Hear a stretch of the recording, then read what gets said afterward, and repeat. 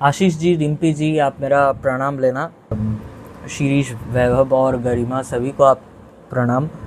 मैं आप लोगों का व्लॉग देखता हूँ। डीप नॉलेज जो चैनल है आपका, वो मैं रेगुलरली फॉलो करता था। मैं सेल्फ नॉलेज के रिलेटेड जो भी रहता है, मैं बहुत ऐसे चीज़ें देखता हूँ, मुझे अच्छा लगता है। अलग अलग परसेप्शन से दिखने को मिलता है, रियलिटी को टेस्ट करने का मौका मिलता है। वहीं से फिर ये आपका व्लॉग चैनल भी मुझे दिखा, और ये एक अच्छी बात है कि ये मतलब जो आप जी रहे हैं उसको देख पाने का या उससे सीख पाने का, तो ये बहुत ही इंटरेस्टिंग चीज़ है मेरे लिए। जैसे मैं महाभारत जब देखता हूँ तो वहाँ पे जी कृष्ण का उनका जो वो रियलिटी के अंडरस्टैंडिंग से कैसे जीवन को जीते हैं या कैसे वो चलते हैं, मतलब फ्लो करते हैं लाइफ में, वो देखने को मिलता है महाभारत में। उससे सीखने को तो मिलता ही है, एंड कहीं ना कहीं वो बहुत रिलेटेबल भी हो जाता है। तो ये आप लोगों का व्लॉग मेरे लिए वैसा ही है, इसीलिए ये बहुत मज़ेदार सी चीज़ है मेरे लिए, और मैं देखता हूँ तो इसीलिए मैंने वो कमेंट किया था। और ये मैं इसका रिस्पॉन्स में वीडियो इसीलिए बना रहा हूँ क्योंकि ये मुझे लगता है कि ये एक बहुत ही इम्पॉर्टेंट सा इशू है जिसको लेके मैंने बात किया है, और जिसको लेके आपका वो व्लॉग था। ये जो पेरेंट्स और चिल्ड्रंस का जो रिलेशनशिप है, वो बड़ा ही एक इंटरेस्टिंग सा प्रोसेस कहूँ या एक हैपनिंग कहूँ या इवेंट कहूँ, इंटरेस्टिंग सा है उसका जो मूवमेंट है। इसीलिए मैं इसको फिर आगे बढ़ाना चाह रहा हूँ इस डिस्कशन को।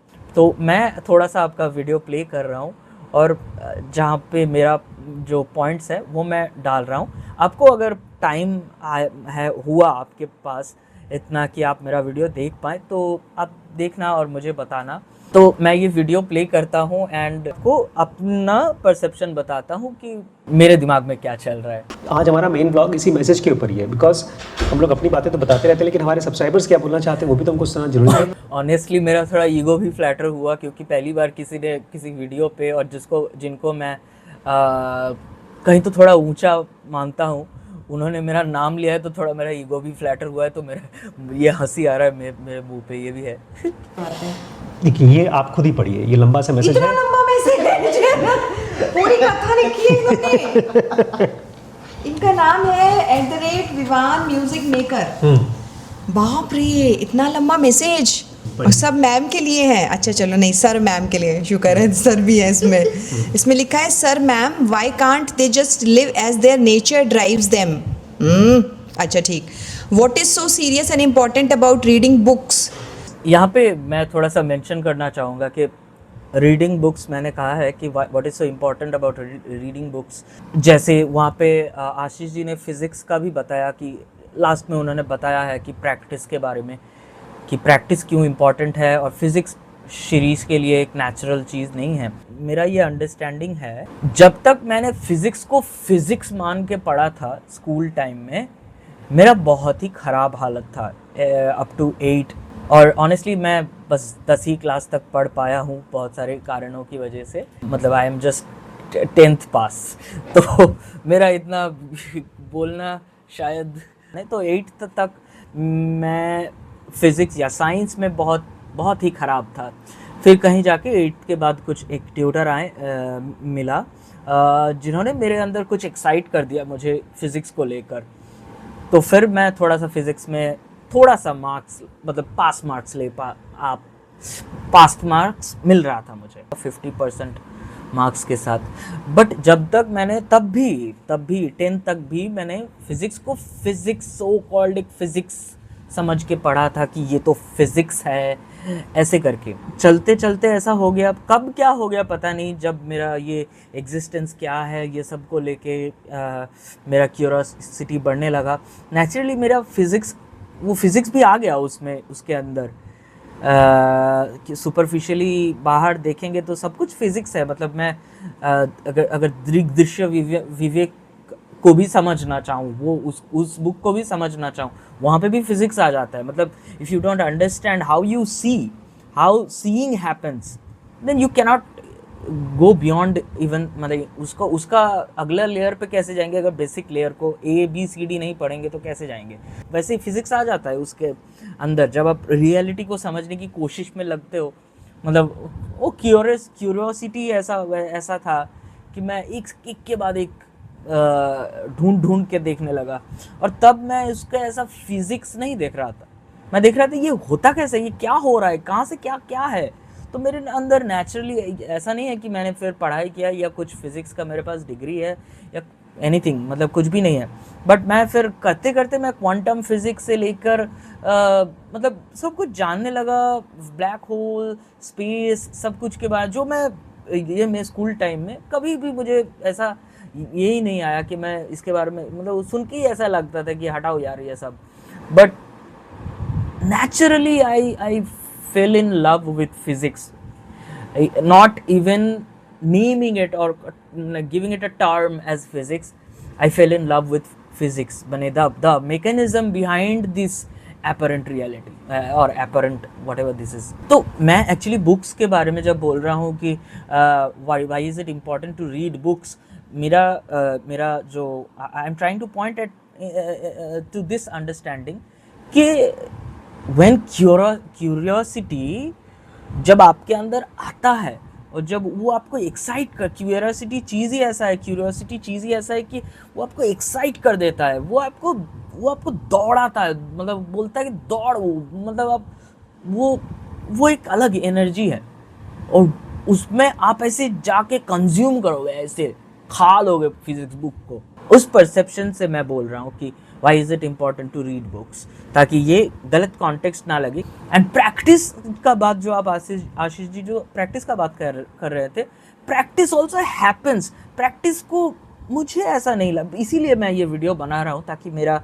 जो शायद कहीं पे अगर कुछ परसेप्शन में मेरा कहीं अटक रहा हूँ मैं, तो मेरा वो क्लैरिटी आए और मैं एक और परसेप्शन से देख पाऊँ चीज़ों को। प्रैक्टिस भी आप नहीं कर सकते, अब आप उसको इम्प्लाई नहीं कर सकते, वो it practice also happens, something drives you and you keep practice, मतलब आपका प्रैक्टिस स्टार्ट हो जाता है। मेरा वो चैनल का नाम विवान म्यूज़िक मेकर है, तो मैं म्यूज़िक बनाता हूँ। मैंने कभी भी म्यूज़िक प्रोफेशनली सीखा नहीं है, सो कॉल्ड। वो एक साइंस ऐसा है कि उसको YouTube से तो वैसे आप सीख ही नहीं सकते उस पूरा चीज़ को, उसका पूरा जो उसका स्पेक्ट्रम है उसको कवर ही नहीं कर सकता YouTube। तो I tried and failed. My excitement, मुझे mixing, mastering, in everything, understanding sounds, frequency कैसे वर्क करता है, ये जो पूरा साइंस है उसका, वो करते करते वो इतना एक्साइट हो कर दिया मुझे। नेचुरली मुझे मेरा ऐसा आया कि मैंने ऐसा किया। आप सोचिए मैं 10th पास हूँ पर अभी भी मेरा कोई नहीं है,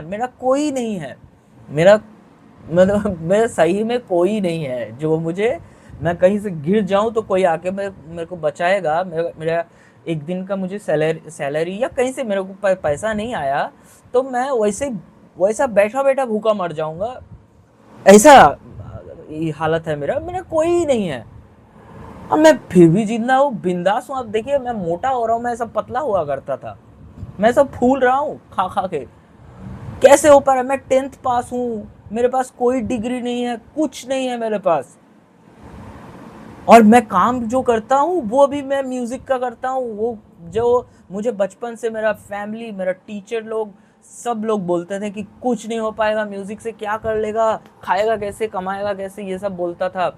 मैंने कहीं मेरा आया ही नहीं, कुछ दिमाग में घुसा ही नहीं मेरा दिमाग में। मैं खाली सुनता था, एक्साइट होता था। एक होता है ना वो जो प्रेम जिसको बोलते हैं, मैं उसमें था एकदम टोटली, एंड मुझे और कुछ दिखता ही नहीं था। मैं बस वही किया, सारा जीवन मैंने वही किया। पता नहीं कैसे मुझे वही नौकरी मिल गया, और वैसा ही मैंने नौकरी भी वैसा कि जहाँ पे मुझे मजदूरी नहीं करनी पड़ती है। मतलब ये भी अलग चीज़ है। जहाँ भी मैंने मजदूरी देखा नौकरी में, बहुत ख़राब मतलब हालत गए हैं मेरे। जहाँ पे भी मजदूरी हुआ मैं टिक नहीं पाया, मेरा कुछ तो क्रैक हो गया दिमाग में। मैं दीवार पे माथा ठोक के रोया था एक टाइम पे।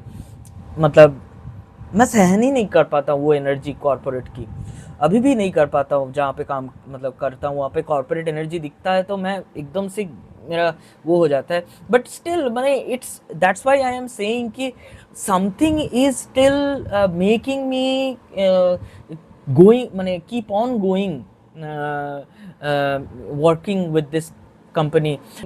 वहाँ से चल रहा है सब कुछ, कैसे हो रहा है मुझे पता ही नहीं चल रहा, कैसे हो पा रहा है ऐसा।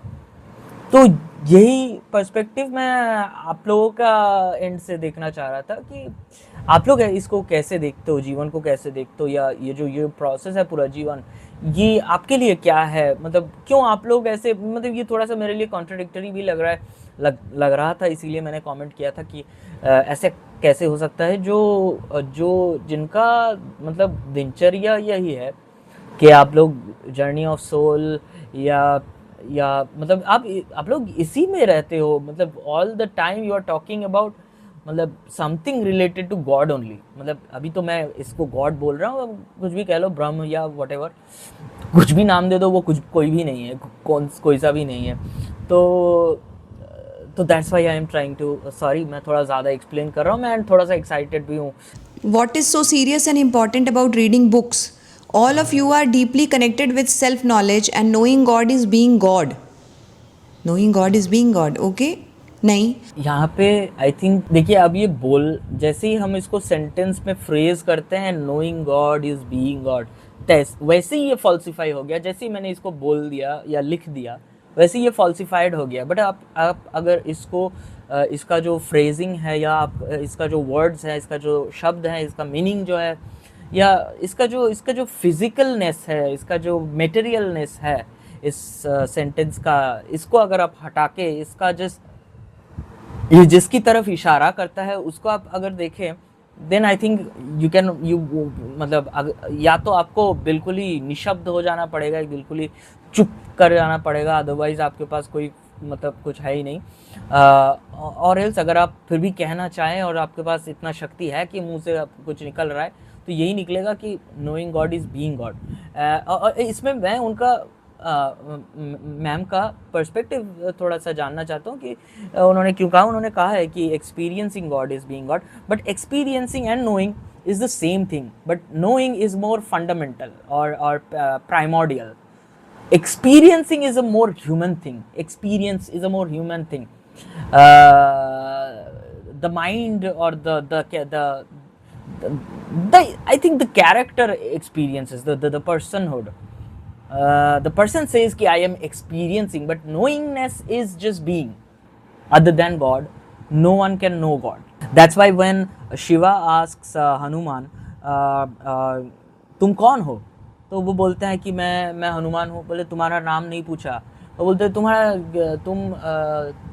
नहीं, फिर से बोलते तुम कौन हो? तो हनुमान बोलता है मैं तो जानकी पुत्र, तुम्हारा वंश नहीं पूछा, तुम कौन हो? तो उनको पूछते गए, वो भी बोलते गए एक के बाद एक, और बोले तुम वो नहीं, तुम कौन हो, तुम कौन हो, तुम कौन हो? तो उन्होंने लास्ट में बताया कि मुझे बस इतना ज्ञात है कि मुझे कुछ ज्ञात ही नहीं है। दैट इज नोइंगनेस या दैट इज नोइंग। वो उनको पता है कि कुछ ज्ञात नहीं है। ये जानता कौन है? वो जानने वाला, मतलब that is God itself. And that cannot be, मतलब you guys already know this. I'm not trying to explain myself, but I'm just trying to say कि मैं where I'm coming from. So that's the thing. So I think experiencing and not that I think, but I think थोड़ा सा वैसे conclusively बोलने में मुझे थोड़ा सा खटकता है, क्योंकि जैसे कंक्लूजन बनाते हैं या कंक्लूसिवली कुछ कंक्लूड करके बोलते हैं तो वो फिर फेक हो जाता है, फॉल्स हो जाता है। But knowing God is being God, मतलब एक्सपीरियंसिंग गॉड।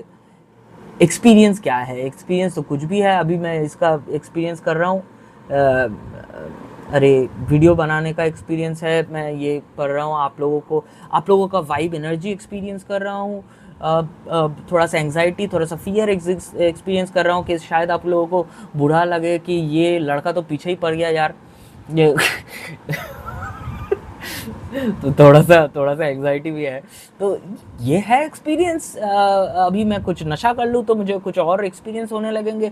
एक्सपीरियंस का क्या है, एक्सपीरियंस कुछ ना कुछ करता रहता है ह्यूमन बींग्स, ह्यूमंस और मतलब लिविंग जो चीज़ें होती है, लिविंग ऑर्गेनिजम्स, ये सब एक्सपीरियंस जितना जिसका जितना फैकल्टी है, मतलब जैसे ह्यूमन बींग्स का बहुत ये फ्रंटल लोब ये सब है, ये इसीलिए ये इसको थोड़ा एक्सपीरियंस डिटेल में एक्सपीरियंस करता है, थोड़ा 3D 4D में, और मतलब 4K में थोड़ा एक्सपीरियंस, इसको अच्छा सा एक्सपीरियंस आता है एकदम हॉल में सिनेमा देखने जैसा। और कुत्तों को थोड़ा सा अलग सा आता है। ये जो डियर होता है ये टाइगर को ग्रीन कलर का देखता है तो वो उसका एक्सपीरियंस है, उसका एपरेटस वैसा है तो वो ऐसा वैसा उसको ग्रीन एक्सपीरियंस करता है, हम उसको ऑरेंज या वैसा एक्सपीरियंस करते हैं। तो एक्सपीरियंस का क्या है, that is a very human physical and very, अगर मैं इतना ऐसा कह सकता हूँ बाय नॉट मतलब ट्राइंग टू साउंड रूड और anything, it's a very low level thing, या मैं कैसे कहूँ उसको, मतलब ये बहुत ही बेसिक सा बात है कि एक्सपीरियंसिंग क्या है। एक्सपीरियंस तो हमेशा ही करते हैं हम लोग, एक्सपीरियंस क्या है उसका, कुछ ना कुछ भूख एक्सपीरियंस हो रहा है कि भूख लगा है, ये एक्सपीरियंस हो रहा है, फिर पेट भर गया इसका एक्सपीरियंस हो रहा है, तो वो तो हर चीज़ का एक्सपीरियंस हो रहा है वैसा। एंड वो जो एक्सपीरियंस हो रहा है उसका बैकग्राउंड में नोइंग है, एक्सपीरियंस होने का नॉलेज कि मुझे एक्सपीरियंस हो रहा है, ये जो मैं बोल रहा हूँ, ये सोच रहा हूँ, या ये जो नोइंग है, यही मैं बैकग्राउंड का उस नोइंग को बात कर रहा हूँ कि knowing God is being God. तो ये मैं थोड़ा सा ज़्यादा एक्सप्लेन कर गया, but anyways I am not trying to आप सब, मतलब आप लोगों को तो ये पता ही है, मतलब ये तो आप लोगों के लिए मतलब बेसिक सी चीज़ें हैं, बट मैं बस थोड़ा सा क्लैरिटी ला रहा हूँ, और शायद ये अगर कोई और देख रहा है तो शायद उसको भी क्लैरिटी मिल जाए, या थोड़ा सा ऐसे ही मजाक में कर रहे हैं, ऐसे ही मज़ा आ रहा है करने में। Knowing God is not being God. Experiencing God is being God. Why does God have to be under pressure? ये मैं कहूँ तो ये गलत बात है कि why does God have to be under pressure? God can never be under pressure. Only thing that can be under pressure is human mind. Psychologically that is pressure. Otherwise कहीं पे कोई प्रेशर नहीं है ही नहीं। ऑनेस्टली मैं अपनी बात को यहाँ पे खंडन करने बैठा हूँ कि जैसे कुत्ते हैं, कुत्ते कहाँ पे प्रेशर है, ये जो जहाँ पे जिसको मैं प्रेशर बता रहा हूँ वैसा प्रेशर कुत्ते के अंदर कहाँ पे है, वो जहाँ पे उसको प्रेशर लग रहा है वो उधर चला जा रहा है, मतलब इधर से इसको प्रेशर मिलेगा कुत्ता या बिल्ली को, उसको वो इधर से प्रेशर खाएगा, कोई इसको लाठी या कुछ मारेगा, प्रेशर आया तो वो किसी और तरफ चला जाएगा, उसका ऐसा नहीं है कि अरे मैं तो हट नहीं सकता, मेरे को तो फाइट करना है, मैं तो ये हूँ, ऐसा चीज़ उसके अंदर है ही नहीं। तो वो उसके लिए क्या प्रेशर है ही नहीं उसके लिए, वो कहाँ पे प्रेशर है, वो तो उधर चला जा रहा है इसके, तो प्रेशर तब होगा ना जब रेजिस्टेंस होगा, तो रेजिस्टेंस है ही नहीं तो प्रेशर कहाँ पे है। But resistance is only for human minds और योर पर्सन्स, ह्यूमन पर्सनहुड, उसके लिए रेजिस्टेंस है, और वो रेजिस्ट करता है इसलिए उसको वो प्रेशर फील कर रहा है। तो गॉड के लिए प्रेशर का तो बात ही नहीं उठता। ये तो मैंने एकदम ही गलत लिखा है, बट ये थोड़ा सा वो मेटाफोरिकल था तब आया तो मैंने लिख दिया। अच्छा, they have come this far somehow and they will find their way themselves anyways and nothing can stop them.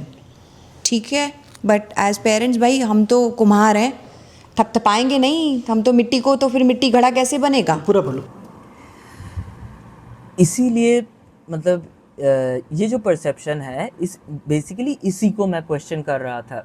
मतलब again I am not trying to, मैं अपनी समझदारी दिखाना नहीं चाह रहा हूँ या किसी को छोटा दिखाना तो बिल्कुल ही नहीं चाह रहा हूँ, क्योंकि है ही नहीं वैसा कुछ छोटा बड़ा, ये सब तो माइंड का गेम है। But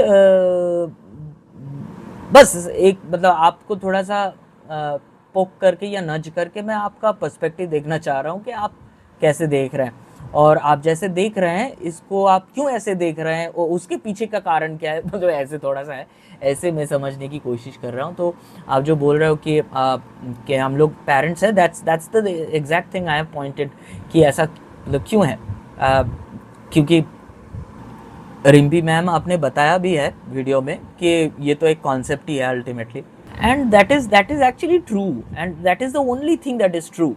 parents and children, these are all terms we have given, and it's मतलब वो सही भी है, मतलब वो होगा ही, क्योंकि हमारे पास वो फैकल्टी है कि हम वो कर सकते हैं. तो ऐसा मतलब हम ऐसा नाम दे सकते हैं या ऐसा कॉन्सेप्ट बना सकते हैं पेरेंट्स चिल्ड्रन का, तो हमने बनाया, मतलब हमारे थ्रू ये हो गया.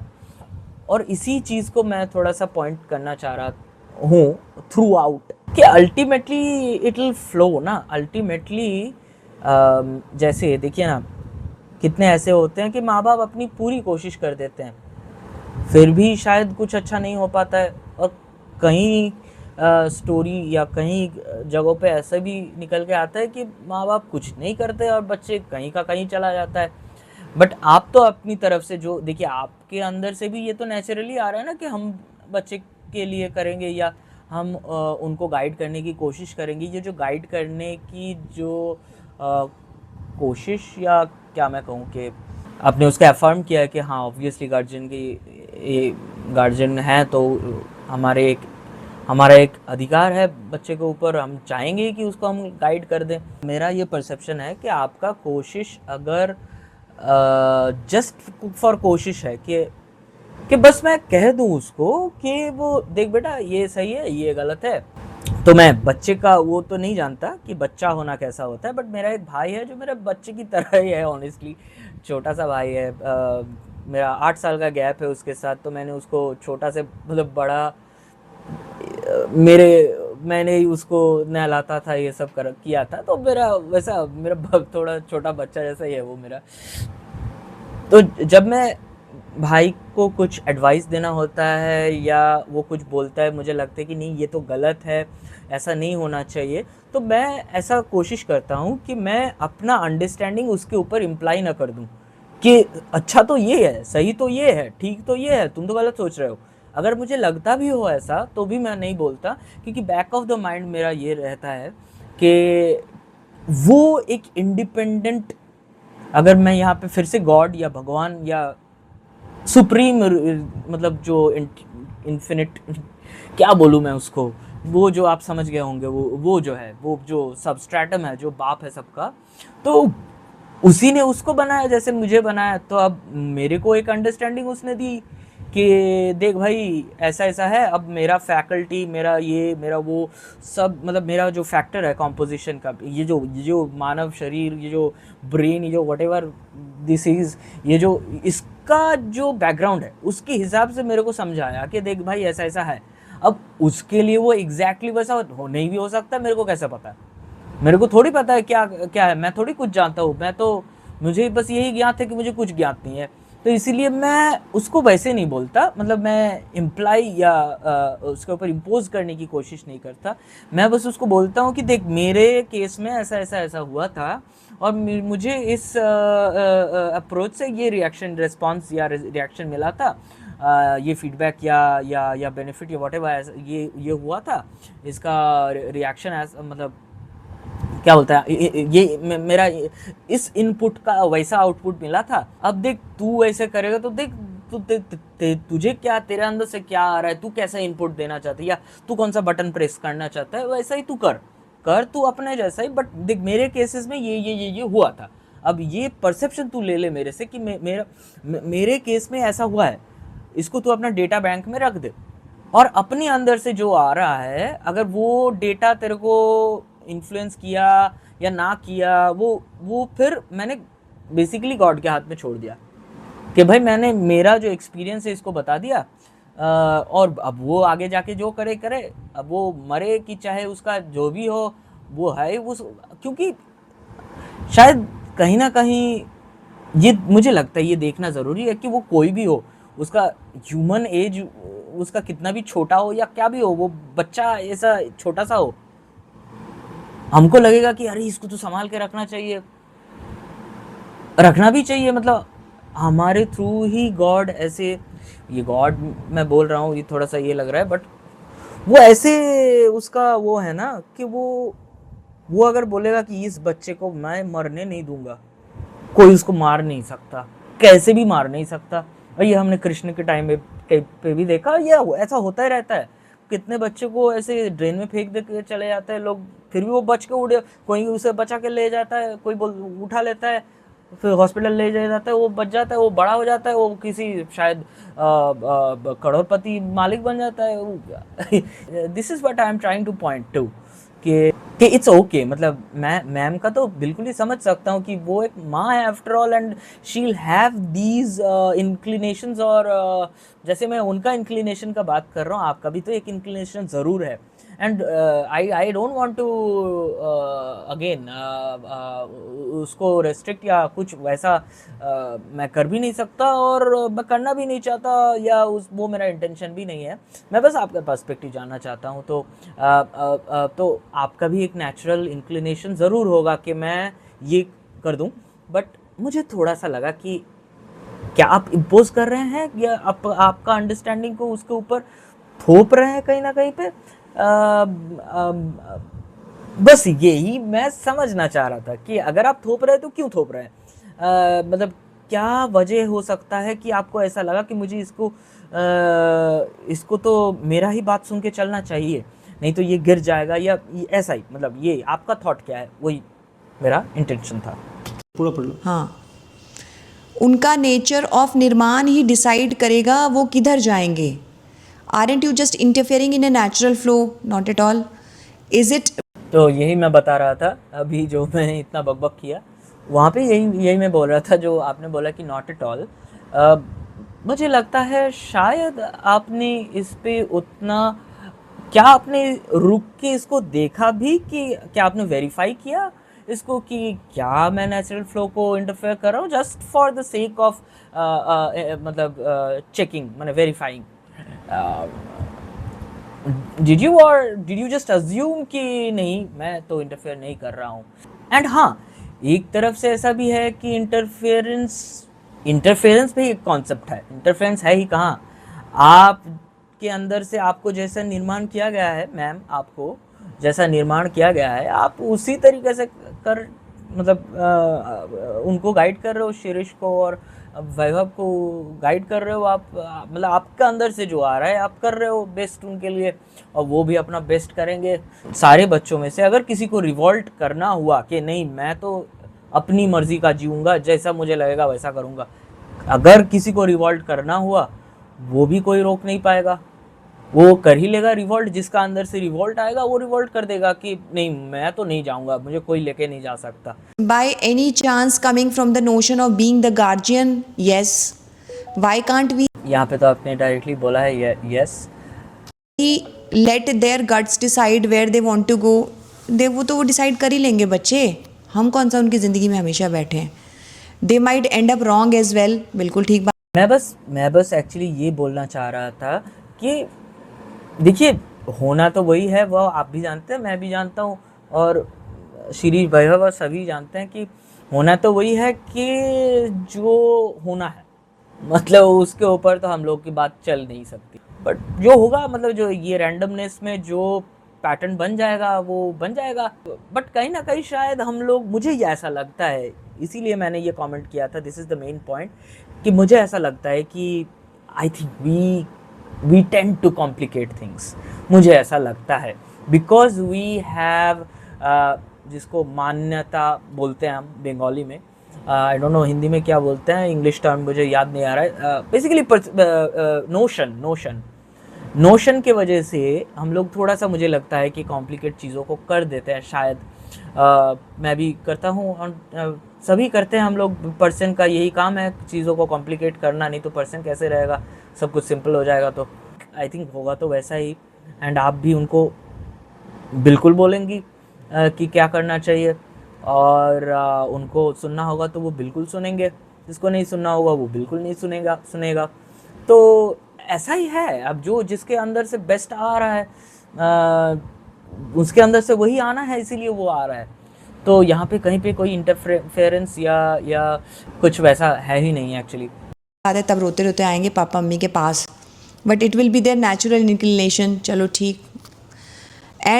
एंड आई थिंक इस यहाँ पे मैंने सारा बात एक्चुअली बोल ही दिया है ऑलरेडी। मेरा ये अंडरस्टैंडिंग या एक्सपीरियंस रहा है थ्रू आउट लाइफ कि मैंने बहुत गलतियाँ की है और मैं अभी ऐसा हो गया मैं जानबूझ के गलतियाँ करता हूँ। मतलब मैं डरता नहीं हूँ गलती करने से, अभी मैं जानबूझ के गलतियाँ कर देता हूँ। मैं करूँ गलती करके देखूँ, भुगतूँ थोड़ा, और मेरे को थोड़ा सा और नॉलेज मिल जाए कि भाई मस्त मज़ा आ गया। अब now I am more I have better perception now, and I have मतलब मैं थोड़ा सा और श्योर हो गया बेसिकली।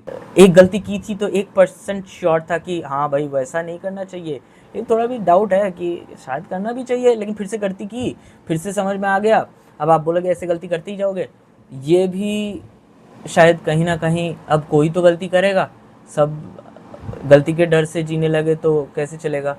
तो मेरे को वैसा बनाया है शायद इसीलिए कि मैं गलती करूँ, बार बार गलती करूँ और सीखूँ और समझूँ और इसी में मज़ा लूँ अपना, कि वाह भाई अजीब सी दुनिया है, अजीब सी ज़िंदगी है कि गलती कर रहे हैं और सीख रहे हैं, और हर बार नई नई चीज़ें, नई नई लेवल्स की चीज़ें निकल के आ रही है एक ही गलती से। They can learn from their mistakes and grow exponentially. I doubt. Grow करने के लिए एक अलग माइंडसेट चाहिए होता है, लर्न करने के लिए एक अलग माइंडसेट चाहिए होता है लाइफ। ये बात मुझे ऑनेस्टली बहुत गलत लगती है एक्चुअली, सही बोलूँ तो, क्योंकि ये ना आई थिंक कहीं ना कहीं हमारे कंडीशनिंग से आ रहा है, नोशन से आ रहा है कि माइंडसेट चाहिए, ये चाहिए, वो चाहिए। मैं समझ सकता हूँ आप कहाँ से, मतलब where are you coming from, I totally understand. And I think somewhere down the line आपका जो मतलब I know you are a doctor, a very respectable person, and I'm sure you have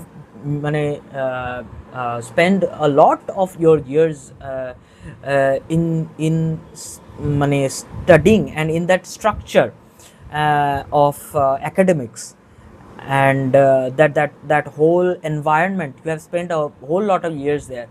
So I understand where you are coming from and where this is coming from. उसका एक असर तो है, वो आपको एक परसेप्शन तो देता है ज़रूर कि this is the way to do things basically. तो इसीलिए मुझे लगता है कि आपका जो ये नोशन जो है कि ये चाहिए, ये माइंडसेट चाहिए, ये आपका, मुझे लग रहा है कि ये आपका एक क्योंकि आपने ऐसे ही बहुत साल काटे हैं, आपने ऐसे ही लर्निंग्स आपका हुआ है, आप ऐसे ही एक लाइफ की एक चढ़ाव पर गए हैं, तो आपको समझ आया है कि ऐसे चढ़ते हैं सीढ़ियाँ, और मैं तो ऐसे पहाड़ से कूद जा रहा हूँ कहीं से गिर जा रहा हूँ, ऐसे करते करते मैंने देखा मैं तो फिर भी कहीं पे आ गया हूँ भाई, कहीं कुछ तो है ये प्लेटफॉर्म, कहीं पे तो आ गया हूँ मैं। अभी ये 10 मतलब कि 10th फ्लोर पे रहता हूँ मैं, तो यहाँ से भी मैं देख रहा हूँ हाँ यहाँ भी तो सीढ़ियाँ है, मगर मैं सीढ़ियों पे तो नहीं आया, कहीं कहीं से आ गया, मतलब कैसे भी यहाँ पे पहुँचा जा सकता है, बट बस ऑनेस्ट रहो और मतलब कि मतलब उतना मैं बेसिकली ये बोलना चाह रहा हूँ कि वो उतना सीरियस नहीं है चीज़ें, मैं बस ये बोलना चाह रहा हूँ। एंड ये मैं सभी पेरेंट्स को एक्चुअली बोलना चाहूँगा कि देखिए थोड़ा सा आई थिंक हल्का लेना चाहिए चीज़ों को। इसीलिए मैं बोल रहा था कि आप लोग तो वैसे बहुत मज़े करते हैं और बहुत मज़े में रहते हैं, सब बहुत खुश मिजाज और मतलब खुश रहते हैं, बिंदास ही रहते हैं आप लोग, इसीलिए आप लोगों को देखने में बहुत ही मज़ा आता है। तो हाँ, बस मेरा वही है कि मुझे लगता है ये चाहिए, वो लगता है ये होता है, वो होता है, ये तो आएगा, ये थॉट्स तो आएंगे। जैसे मैं जब म्यूज़िक बनाता हूँ तो मेरा दिमाग में ऑब्वियसली आता है कि अभी तो इसमें यहाँ पे थोड़ा गिटार पार्ट चाहिए, ये चाहिए, वो तो रहता ही है, बट वो बहुत सीरियस बात नहीं होता है कि अभी मैंने सोच लिया गिटार चाहिए तो गिटार चाहिए ही होगा। जैसे मैं ज़्यादातर मेटल म्यूज़िक या रॉक मेटल ऐसा म्यूज़िक बनाता था हमेशा से ही, जब से मैं म्यूज़िक बना रहा हूँ तो मोस्टली ऐसे इंडिपेंडेंट सॉन्ग्स, रॉक मेटल की तरफ मेरा झुकाव ज़्यादा था। बट फिर मैंने एक बहुत साल की रॉक मेटल जर्नी के बाद मैंने अचानक से सोचा कि इलेक्ट्रॉनिक से बनाते हैं। तो आई थिंक मैं अपना एग्जांपल दे रहा हूँ बस, आप मतलब अपनी बात रखने के लिए, कहीं पे भी ऐसा ना लगे कि मैं कहीं पे अपना बजा रहा हूँ अपना ही उसको क्या बोलते हैं, ढाक बोलते हैं जिसको हमारा बंगाली में। तो वही मैं बस ये बोलना चाह रहा हूँ मैम आपको, पता नहीं आप थोड़ा सा ज़्यादा चिंतित हैं शायद। ऑनेस्टली बोलूँ तो मुझे लग रहा है कि आप थोड़ा सा सीरियसली ले रहे हैं चीज़ों को, उसमें कोई प्रॉब्लम नहीं है, बट क्यों सीरियसली ले रहे हैं, ये मैं जानना चाह रहा हूँ बेसिकली। में sometimes people only get dejected with failures. Not all people who fail who can grow. मैं तो आप जो बोल रहे हैं कि ग्रोथ के लिए एक माइंडसेट चाहिए, वो चाहिए, मुझे लगता है क्यूरियोसिटी काफ़ी है, और क्यूरियोसिटी भी तब आएगा जब उसका क्यूरियोसिटी आने हैं। अब आप उसको इतना ही कर सकते हैं कि आप you can just provide him whatever you want to provide him, but that's all you can do. All this knowledge you have provided them, all this माने संस्कार, या उसको क्या बोलते हैं, जो गुड मैनर्स, बिहेवियर्स, या जैसे भी आपने इन लोगों को जो भी सिखाया है, जिनसे वो लोग ऐसे बने हैं, उनका जो कैरेक्टर है वो जो ऐसे बने हैं, आप तो बस इतना ही कर सकते हैं ऑनेस्टली कि आप खाली प्रोवाइड ही कर सकते हैं अपनी तरफ से, जो प्रोवाइड कर सकते हैं, आपका जो आता है। बट अदर देन दैट, अब वो कितना लेंगे उसको, वो तो आई थिंक उनके हाथ में ही है। तो ग्रोथ का माइंडसेट की बात आप कर रहे हैं, माइंडसेट चाहिए, ये चाहिए, मुझे लगता है इसी चीज़ से थोड़ा कॉम्प्लिकेटेड लगता है ये सुनने में कि ग्रोथ के लिए एक माइंडसेट चाहिए, माइंडसेट वहाँ से लेके आना पड़ेगा, ये करना, ऐसा लगता है सुनने में, मुझे ऐसा लग रहा है। बट ऑनेस्टली ग्रोथ के लिए क्या चाहिए? ग्रोथ के लिए खाली डी नॉलेज चाहिए, डी नॉइज चाहिए, खाली कि नॉइज से मुक्त होना। नॉइज से मुक्त होना ही ग्रोथ है, ऑलरेडी ग्रोथ है। और ग्रोथ क्या है? जैसे ये बॉडी ग्रो कर रहा है, इसको मैं रोक कैसे सकता हूँ? ये ऑलरेडी ग्रो करेगा। अगर मैं बस ये कर सकता हूँ कि इसको मैं कुछ तो ऐसा जंक फूड खा के और कुछ तो ऐसा इसके साथ कुछ नेगेटिव सा चीज़ें करके इसका ग्रोथ को मैं शायद फिर भी फिर भी उसको मैं उसको स्टॉप नहीं कर पाऊँगा, इसका ग्रोथ को। तो ग्रोथ अगर होना है, अगर मेरे को मर जाना होगा अभी, तो मैं अभी मर जाऊँगा, ग्रोथ हो ही नहीं पाएगा। लेकिन मैं मर नहीं रहा, जब होगा, टाइम आएगा तो मर जाऊँगा, तब नहीं ग्रोथ होगा। तो ग्रोथ है ही नहीं अपने हाथ में। मेरा पर्सपेक्टिव ये है। अब इसी कॉन्टेक्स्ट पे आपका पर्सपेक्टिव मैं समझना चाह रहा था। तो आप जो बोल रहे हैं कि मैं आपको, I am extremely sorry, you are like my mother only, so मैं अपनी माँ के साथ भी ऐसे ही बात करता हूँ, वो गुस्सा भी करती हैं और हम लोग का झगड़ा भी हो जाता है बहुत बार। तो इसीलिए मैं बोल रहा हूँ कि आपको बुरा ना लगे, आपको बुरा लगेगा तो मुझे बहुत ज़्यादा बुरा लगेगा। बट मैं बस आपका पर्सपेक्टिव, और मैं बहुत ही आपका तारीफ़ करता हूँ घर पे, क्योंकि आप इतना लॉजिकल हैं और इतनी ओपन माइंडेड से चीज़ों को देखते हैं, और आपको देख के समझ में आता है कि आप एकदम एक्सपोनेंशियली ग्रो करने वाला फैमिली है। मतलब आप लोग as a character, as a human being इतना ओपन है कि आप लोग, मतलब आई एम श्योर आप लोग बहुत कूल है बेसिकली। ये मैं सही बताऊँ तो बहुत कूल है। Man-made plans and structures are just psychological. ठीक, it's okay when plans naturally happens. Good, but putting a living, breathing, grown man under conditions, making them do that doesn't really excites them. How it's gonna help? बेचारे बच्चे को मजबूर करोगी तो उसको कैसे help करेगा वो? Conditions नहीं. लास्ट पढ़ I'm extremely sorry.